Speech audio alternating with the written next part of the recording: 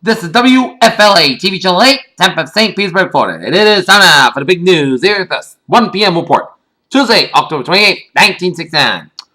Good afternoon, everybody. I'm Peter Wiggins here. Your 1 o'clock news headlines here on the big news.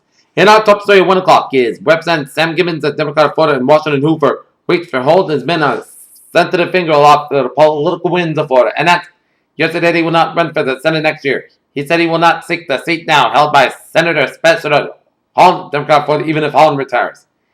Gibbons had gone for the preliminaries of organizing a Senate campaign with the explanation that he might run if Holland did not. Senator Holland, 77, speaking in Panama City yesterday, said his decision on whether to seek re-election hinges on extensive medical tests which so far have shown nothing seriously wrong with him. Holland expected to announce his decision on December 1st, made the comment while attending an annual meeting of the Florida Farm Bureau Federation. Gibbons' surprise announcement came at a time when the Florida Committee to elect Sam Gibbons, United States Senator, was planning a $50 plate testimony dinner for the congressman on November 20th in Tampa. His withdrawal leaves House Speaker Fred Schultz, the only Democratic candidate in the Democratic seat, for the Holland seat, which Schultz has said will run whether or not Holland, the state Senator Lawton Charles of Lakeland, also as a prospect in U.S. Representative William C. Kramer and Lieutenant Governor Ray Osborne are the candidates for the Republican nomination. Gibbons announced his decision on a prepared statement issued by his Washington office. He said the decision was reached after long and careful consideration on all the factors. He cited only one factor in his duties as a member of the House Ways and Means Committee. Considering that the challenges now faced by Ways and Means Committee members now need for tax reform and revision of the Social Security laws and other important measures now before the Ways and Means Committee and the demand for my being here in Washington to participate in committee meetings is urgent, Gibbons said in his statement. This responsibility will have me little time to conduct an actual senator race which would be necessary to win. I'm deeply grateful for these people who have volunteered to help me in a senatorial campaign and for my aid. Letters and other communications that I have received encouraging me him to run. Called from the House floor, Gibbons said at times have been thinking seriously that in Clearwater, the Pinellas Bay waste portion in the producing revenue to pay off a long-term borrowing and could put a permanent price tag on it. Clearwater plans to bring to borrow $6.5 million, buying about 50 acres on the north end of the Sen Key.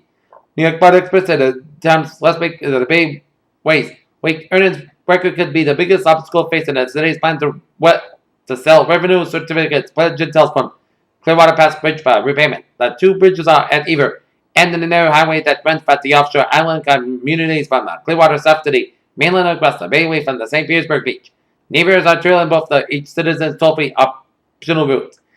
These experts caution in addition that the city's bonds, if they are court validated, will hit the market at a time when buyers are selective and interest rates are still high. Investors by the first of the year will have some prime municipals to choose from, the sources said. Clearwater City officials are insisting on over 2,000 to 3,000 feet of public beachfront and additional recreation facilities as 10 key are necessary. In my opinion, and glaring television lights that made the eyes water that way, and the salty French fried potatoes could have put the crack in his voice. But there was no mistaking the words of the man called Texas Lynn. If any individual, he said softly, cannot be humble in such a governor friend as this. He doesn't have a soul to heart. Thank you for the bombing of his art. The city will go forward, and God bless you. He will claim the seat next to his wife. Jane, who has eyes also were a bit moist, and about 100 St. Petersburg realtors, businessmen, friends, and past president city council members have rose to a fundraiser's tribute to Lynn H. Andrews in his final days as city manager. Many of them have just lavished praise individually of their favorite city administrator at the St. Petersburg Board of Realtors, Mayor Lynn Anderson say at Bradford's Coach House. Former Mayor Herman Goldner called him the one of the outstanding executive management people he has ever met and said, the city is better because you've been here. He knows the wheels under which he works and he lives by those wheels, said Oscar Kravitz, chairman of the board of the First Federal Savings and Loan Administration Association. I've been proud to claim Lynn Andrews as a friend since today he arrived here, Kravitz said. Former Councilman Gerald Murphy, Elliot Holland, and William Davenport joined incumbents Claire Green, James Stevenson, and William Allison in honoring the New York City Mayor, who was taking a similar post in Austin, Texas on November 15th. Former Mayor Edward F. Bradley, whose term expired before Andrews arrived here 8 years ago, called him the best city manager St. Petersburg has ever had. Tallahassee St. Senator Richard Deeb called yesterday that a repeal of the 1967 California Plan Insurance Rate Shouldn't Law. The St. Petersburg Republican announced candidate for the Treasury Insurance Commission next year said repeal will be one of the 9 insurance reform bills he's prepared for the 1970 legislature. He accused the insurance industry of having manufactured a crisis of insurance in order to force adoption of the California plan. What will happen, he said, was that a restricted arbitrary underwriting campaign by the insurance companies virtually dried up the supply of insurance to our citizens to create a crisis in insurance and force the adoption of the plan. They are launching the same campaign in New Jersey now to force the legislature, he said. What experience, he said, was not quite by accident. The campaign plan allows property and liability insurers to get their own rates without having to obtain the commissioner's okay for some necessary rate. Our premium insurers, which Steve charged yesterday by promising companies excessive profits, were announced this summer. In Washington, the Pentagon announced yesterday that 307 more military bases in the United States and abroad will be shut down or cut back for an eventual savings of about $609 million a year. The effects will have a toll on the Army, Navy, and Air Force installations in 42 states, Puerto Rico, and a yet undisclosed number of countries overseas. The Pentagon held up disclosure to the specific base involved while Congress had notified and consultations were held with host countries.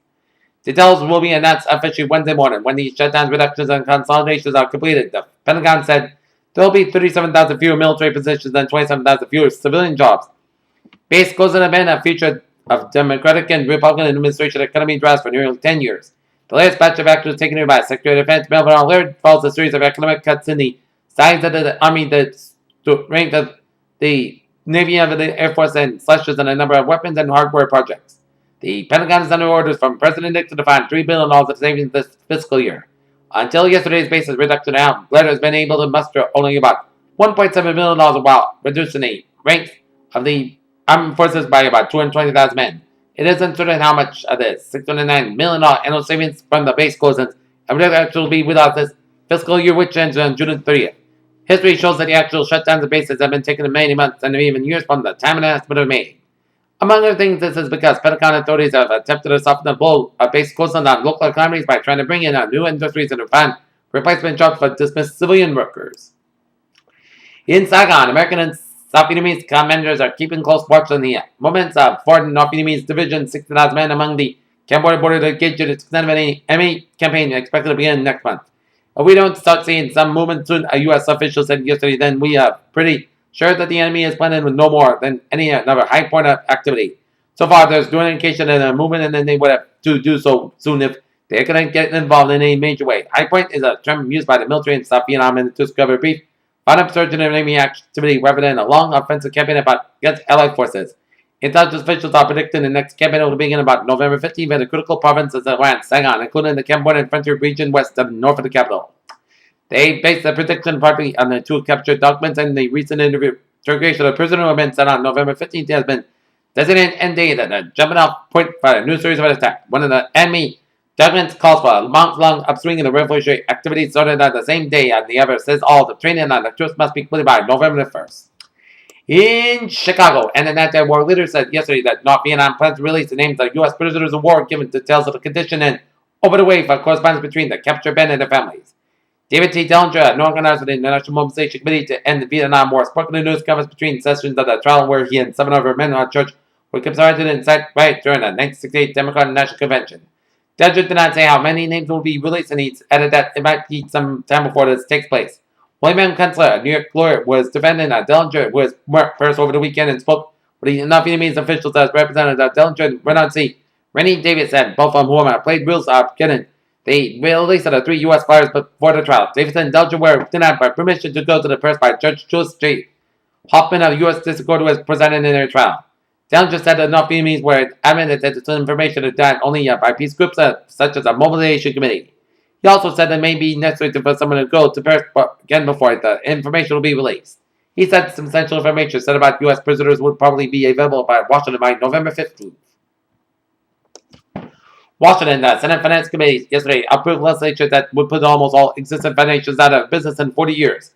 It also endorsed a provision requirement that to give away some of their money every year. It's the same by Congress. The committee decision will be subject foundation to a 48% corporation tax rate if they are 40 years old. The commission's purpose of making the certain foundations close up to about 40 years. The committee added a provision subjecting them to a 40 years worth of back taxes upon their 40th birthday for existing foundation to back. Tax will be applied 40 years after the enactment of the bill. Thus, by the year 2009, the tax-free institutions are commonly fat as foundations, including the giant Ford Rockefeller Carnegie Foundation, with its C26. So would all of the 30,262 foundation with its existence as known to the Internal Revenue Service. They own billions of dollars worth of assets at a sizable share of the American business. The only exception to the 40-year limit was the operated foundation. These received at least a third of the income from the public and no more than a third from the investment sources and use the money to operate an institution. An example of this foundation that runs the restored colonial town of Williamsburg, Virginia. The committee also voted to require foundation to give it.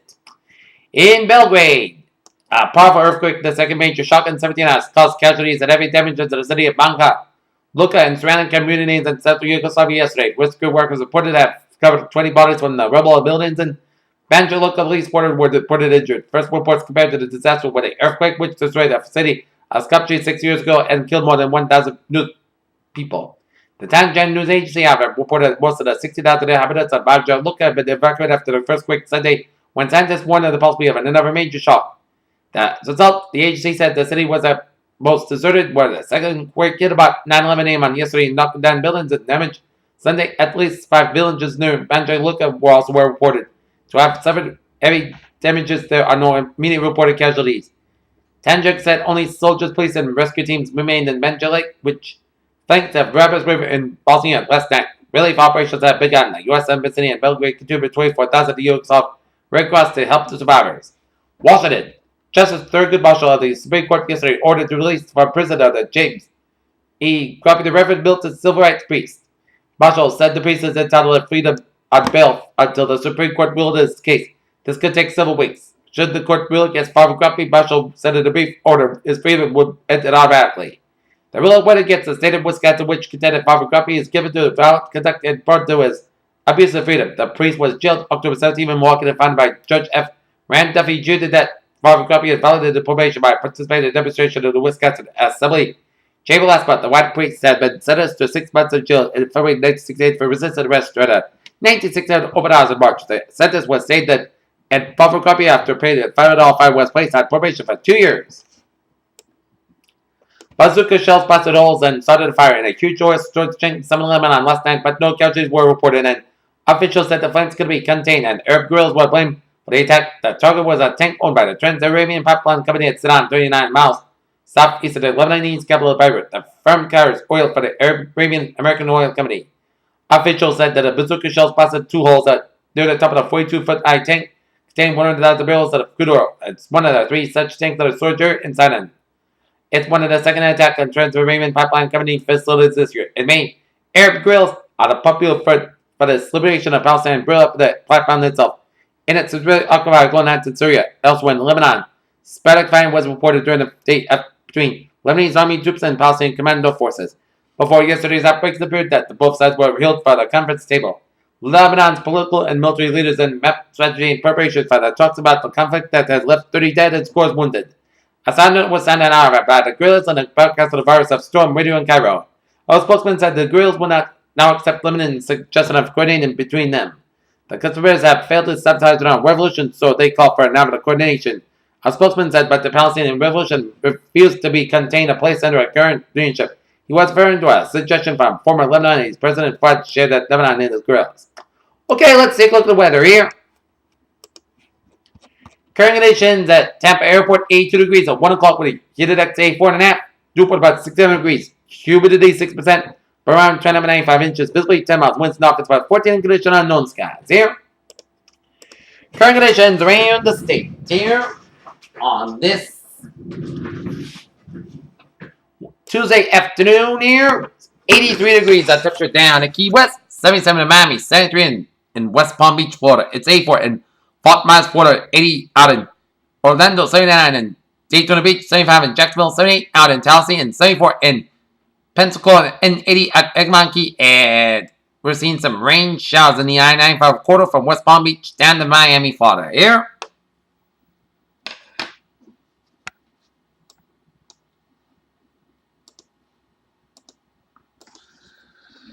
And around the nation, we're seeing some snow flurries around central and western New York, down for western Pennsylvania, up in the northern Ohio, southern Michigan, and northern Indiana. Rain, showers, and storms from southeastern Colorado, down for southwestern Kansas, and stretching down in eastern New Mexico, western Oklahoma, down for western Texas, down to northeastern Mexico.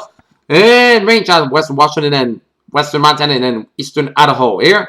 And a cold front from Montana, down Idaho, down for Intermountain region, down for greater southwest. And another cold front down for Gulf of Mexico up in northern Florida, and another cold front from Northern Carolina. And it'll be cold for the Metro Pacific Northwest and mild from the northern and central plain states to the central Rockies here. And marine forecast here. Cape Sable to Tarpon Springs, northeast and east winds 10 to 15 knots. But Wednesday, except becoming northeasterly about 15 knots, north pushing to by Wednesday. Widely scattered showers and Tarpon Springs at Epalocha, northeasterly winds at 10 to 15 knots. Increase to 15-20 knots during the day. Chance of showers today. Seawater temperature at Egmont Key, 80 degrees here. And our forecast this afternoon, cloudy skies, chance of showers, high 5 degrees at that, cloudy skies, particularly low about 65 degrees here, and rain probably 50% today and 30% tonight. And that's going to be it for the WFLA Big News 1 o'clock report on this October 28th, 1969 Tuesday. Peter Wiggins here. Good day, I'll say lamb. Bye-bye, buddy.